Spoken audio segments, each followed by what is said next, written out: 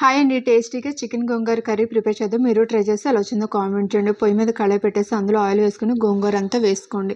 వేసి ఇలా మెత్తగా ఉడకనిచ్చేసి పక్కన పెట్టేసుకోండి. ఇప్పుడు పొయ్యి మీద మట్టి కళాయి పెట్టేసి అందులో ఆయిల్ వేసుకొని ఒక కప్పు ఉల్లిపాయలు సన్నగా కట్ చేసిన పచ్చిమిరపకాయలు వేసి గోల్డెన్ కలర్లో వచ్చేదాకా ఫ్రై చేసుకోండి. ఇదిగోండి ఇలాగా. ఇప్పుడు ఇందులో 1 స్పూన్ అల్లం వెల్లుల్లి పేస్ట్ వేసి పచ్చివాసన పోయేదాకా ఫ్రై చేసుకొని ఒక కప్పు టమాటాలు కూడా వేసుకోండి. 2 టమాటాలు సరిపోద్ది. అవి కూడా మగ్గిపోయాక చికెన్ వేసేసుకోండి. బాగా కలిపేసి మూత పెట్టేసి మగ్గనివ్వండి. వాటర్ అంతా పోయేదాకా. చూసారా, ఆయిల్ పైకి తెలి వాటర్ అంతా పోయింది కదా. ఇప్పుడు 1/2 స్పూన్ పసుపు, రుచికి సరిపడ ఉప్పు వేసుకోండి. అలాగే 2 స్పూన్లు కారం వేసుకోండి. మీ కారం బట్టి వేసుకొని గోంగూర వేస్తున్నాం కాబట్టి కారం ఎక్కువే పడుతుంది.